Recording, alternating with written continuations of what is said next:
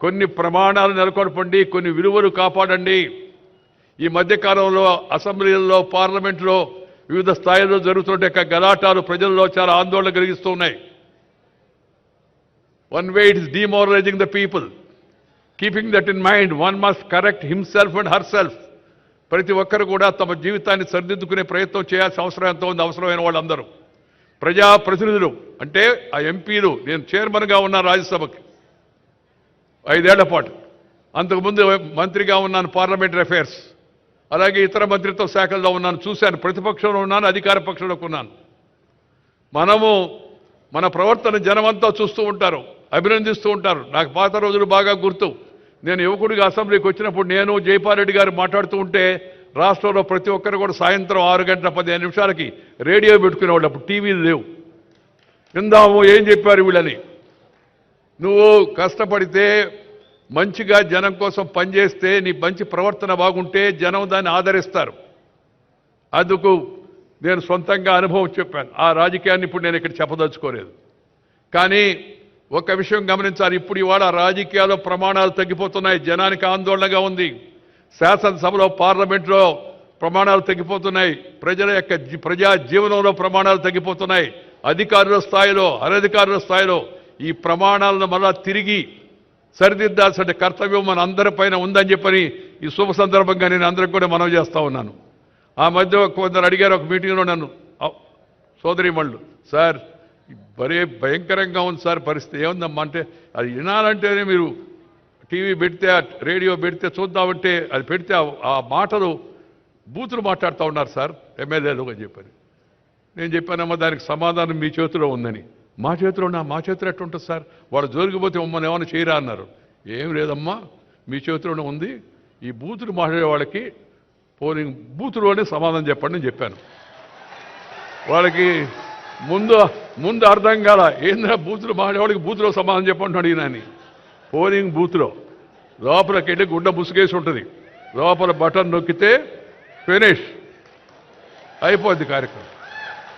ప్రజాస్వామ్యంలో ప్రజలు రుజువర్తన లేని వారిని, నీతి నిజాయితీ లేని వారిని, ఇతర విషయాలపై ఆధారపడి జనాన్ని రెచ్చగొట్టి గెలిచే వాళ్ళని తగిన గుణపాఠం వాళ్ళకి చెప్పాల్సిన అవసరం ఉంది. సమయం ఆసన్నమైంది.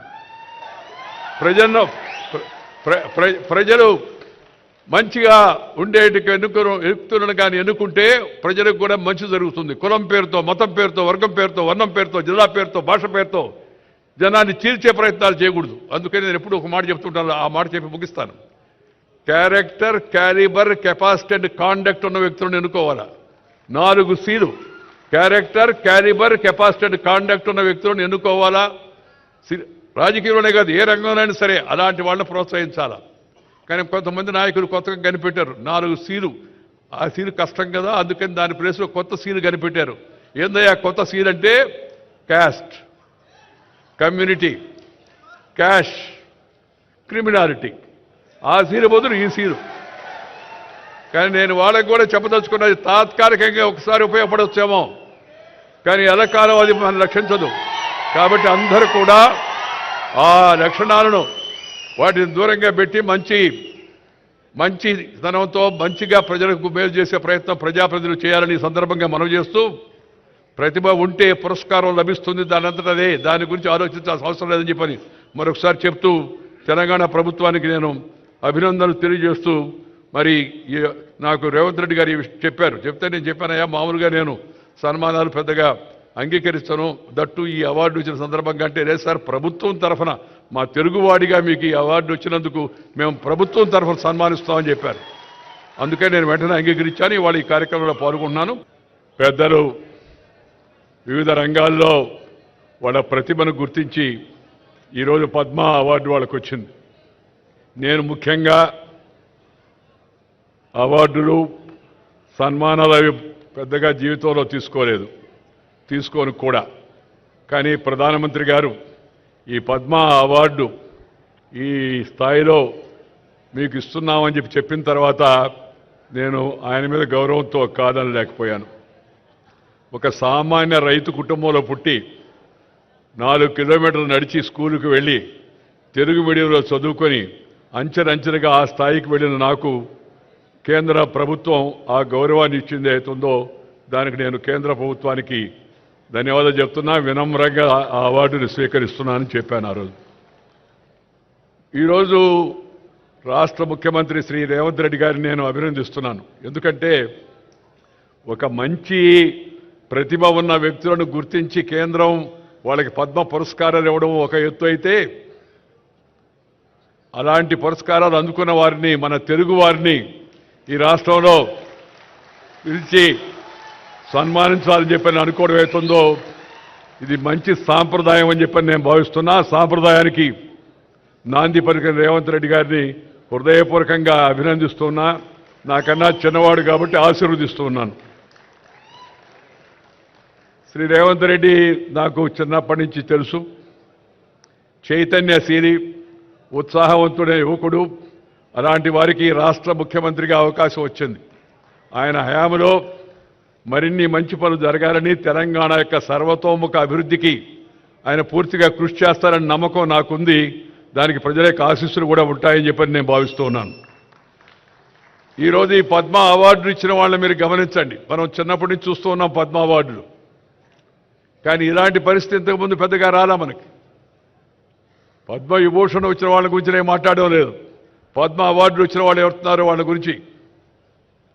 ఎందుకంటే మట్టిలో మాణిక్యాలను ఆ వాసన పట్టి గుర్తించి బయటకు తీసినట్టుగా ఈ మహానుభావులను, మహా వ్యక్తులను కేంద్ర ప్రభుత్వం నరేంద్ర మోడీ గారు వారికి గుర్తించి పద్మ అవార్డు ఇవ్వడం ఒక కొత్త సాంప్రదాయం. ఏంటంటే రికగ్నైజింగ్ ది అన్రికగ్నైజ్డ్, గుర్తింపు పొందని యొక్క వ్యక్తులకు గుర్తింపునివ్వడం అనే కార్యక్రమం కింద ఈ మంచి సాంప్రదాయాన్ని చేపట్టారు. వారికి కూడా నేను శుభాకాంక్షలు అందజేస్తూ ఉన్నాను. నా తోటి మిత్రుడు, ప్రేమపాత్రుడు శ్రీ చిరంజీవి గారికి పద్మ విభూషణ్ లభించినందుకు నా సరసన నాకు ఎంతో సంతోషంగా ఉంది. ఎందుకంటే నేను ఎప్పుడు ఆయన నటనా సామర్థ్యాన్ని గురించి, ప్రతిభను గురించి చెప్తూ ఉంటాను. గతంలో కూడా చెప్పాను, మీ సౌకర్యార్థం మళ్ళా కూడా చెప్తూ ఉన్నాను. తెలుగు కళామ తల్లికి 2 కళ్ళు స్వర్గీయ నందమూరి తారక రామారావు గారు, అలాగే అక్కినేని నాగేశ్వరరావు గారు. తెలుగు కళామ తల్లికి 2 కళ్ళు స్వర్గీయ నందమూరి తారక రామారావు గారు, అక్కినేని నాగేశ్వరరావు గారు అయితే 3వ కన్ను శ్రీ చిరంజీవి గారని చెప్పని సందర్భంగా నేను మనం చేస్తా ఉన్నాను. ఈ విషయం నేను ఇవాళ చెప్పడం లేదు, ఆయనకు అవార్డు లభించింది కాబట్టి.